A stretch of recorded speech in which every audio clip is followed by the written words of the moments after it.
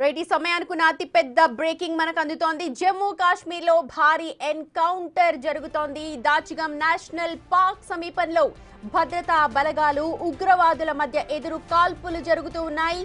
ఈ ఆపరేషన్ లో ఇప్పటివరకు 3 టెర్రరిస్టులు చనిపోయారు. వీళ్ళు పెహల్గాం దాడికి పాల్పడిన ఉగ్రవాదులు అన్న ప్రచారం జోరుగా సాగుతోంది.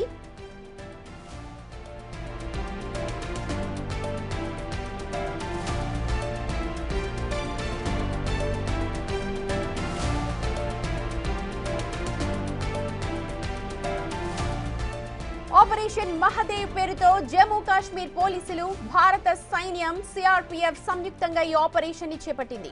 హర్వాన్ ప్రాంతంలో ఉగ్రవాదులు దాక్కుని ఉన్నారన్న సమాచారంతో నెల రోజుల నుంచి గాలింపు చర్యలు చేపట్టారు. చివరకు దాచిగం అటవీ ప్రాంతంలో సర్చింగ్స్ నిర్వహిస్తూ ఉండగా భద్రతా దళాలపైకి టెర్రరిస్టులు కాల్పులు జరిపారు.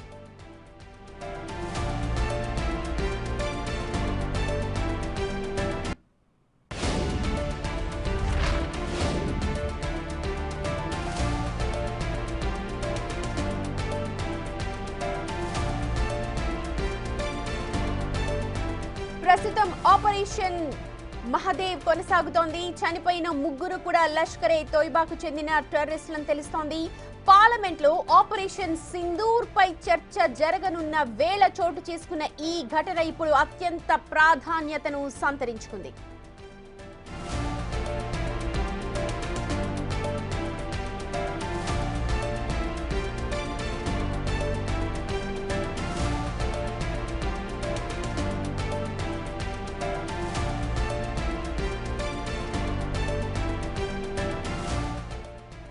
రైట్ ఆపరేషన్ మహదేవ్ కు సంబంధించి పూర్తి అనాలిసిస్ అందించడానికి మా ప్రతినిధి శివ ఢిల్లీ నుంచి లైవ్ లో జాయిన్ అవుతున్నారు. శివ, ఓ వైపు ఆపరేషన్ సింధూర్ కి సంబంధించి చర్చ జరగాలని పట్టుబడుతున్నాయి విపక్షాలన్నీ కూడా. ఆ చర్చ జరిగే సమయంలో ఇవాళ ఉదయం నుంచి కూడా జమ్మూ కాశ్మీర్ లో ఎన్కౌంటర్ జరుగుతోంది. ఒకసారి పూర్తి అనాలిసిస్ చెప్పండి.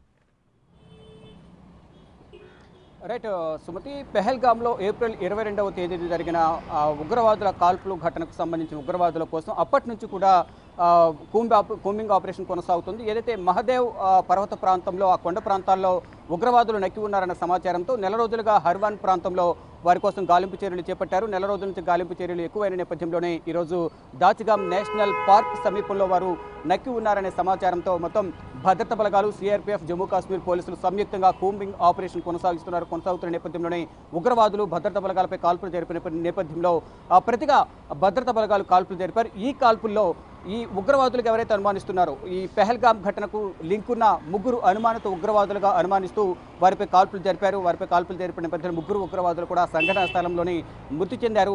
ఈ ఆపరేషన్ మహదేవ్ విజయవంతమైందంటూ కూడా ఆర్మీ వర్గాలు ఒక ట్వీట్ కూడా చేశాయి.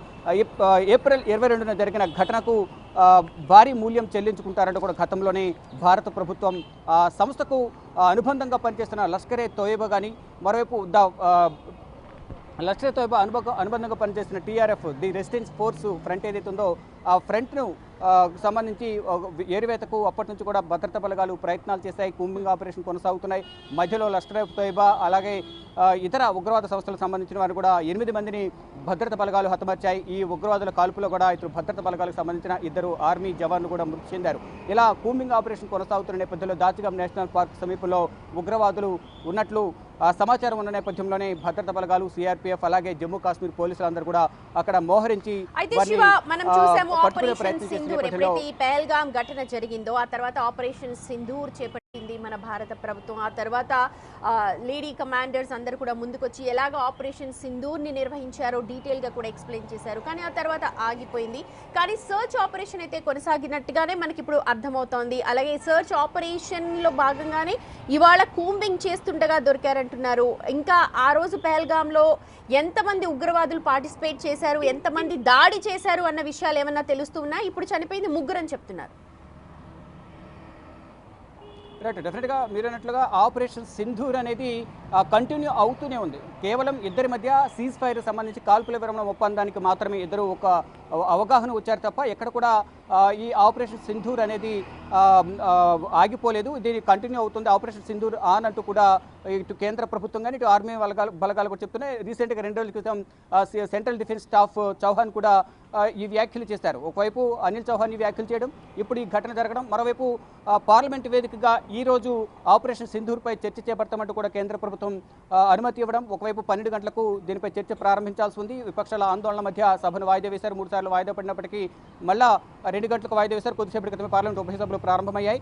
ఇటు రాజ్యసభ రేపటికి వాయిదా పడింది. లోక్సభ ప్రజెంట్ కొనసాగుతున్న పరిస్థితి కనిపిస్తుంది. ఇప్పుడు లోక్సభలో ఈ ఆపరేషన్ సింధూర్పై చర్చ జరుగుతుంది. దీనిలో ప్రధానంగా ఈరోజు జరిగిన ఎన్కౌంటర్ ఏదైతే ఉందో ఎన్కౌంటర్ కానీ దాంట్లో అనుమానితులుగా భావిస్తున్న పెహల్గాం ఉగ్రవాదులకు సంబంధించి కూడా దీనిలో ప్రస్తావన తీసుకొచ్చే అవకాశం అయితే కనిపిస్తుంది. ఇక ఆపరేషన్ మహదేవ్ అనేది విజయవంతమైందంటూ కూడా ఆర్మీ వర్గాలు ఒక ట్వీట్ కూడా చేస్తాయి. 3 ఉగ్రవాదులు హతమయ్యారంటూ కూడా వారి ఫొటోస్ను వీడియోస్ను కూడా రిలీజ్ చేసిన పరిస్థితి కనిపిస్తోంది. ఇక మొత్తంగా చూసుకుంటే ఏప్రిల్లో జరిగిన ఈ పెహల్గాం ఉగ్రవాద దాడికి సంబంధించి వారిని ఎట్టి పరిస్థితులను పట్టుకుని తీరుతాము, వారిని డెఫినెట్గా శిక్షిస్తామంటూ కూడా కేంద్ర ప్రభుత్వం చెప్తుంది. దానికి అనుగుణంగానే లష్కర్ తోయిబాకు అనుబంధంగా పనిచేసిన ది రెసిస్టెన్స్ ఫోర్స్ ఫ్రంట్ దీనికి పాల్పడినట్టుగా దాడికి పాల్పడినట్లు వారు గుర్తించిన తర్వాత ఆపరేషన్ సింధూర్ పేరుతో మే 7వ తేదీన భారత ప్రభుత్వం ఇటు ఆపరేషన్ సింధూర్ పేరుతో ఇటు పాకిస్తాన్ ఉగ్రవాద స్థావరాలపై దాడి చేయడం, తర్వాత పాకిస్తాన్ కూడా దాడి చేసిన నేపథ్యంలో ప్రతిదాడుల నేపథ్యంలో తర్వాత అమెరికా జోక్యం చేసుకుని ఇద్దరి మధ్య మధ్యవర్తిత్వం వహించామంటూ కూడా ట్రంప్ చెప్పుకుంటూ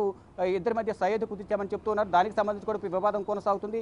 ఆయన జోక్యం చేసుకోవడం వల్లే ఈ సీజ్ ఫైర్కు ఒప్పందం కుదిరిందా ఏంటి అనే దానిపై వివరణ ఇవ్వాలంటూ కూడా విపక్ష పార్టీలు కేంద్ర ప్రభుత్వాన్ని ప్రశ్నిస్తున్నాయి. దానికి సంబంధించి కూడా ఈ రోజు జరిగే ఆపరేషన్ సింధూర్ లో ప్రధానంగా ప్రస్తావనకు వచ్చే అవకాశం అయితే కనిపిస్తుంది. ఆపరేషన్ మహదేవ్ కి సంబంధించిన అప్డేట్స్ మీ నుంచి మళ్ళీ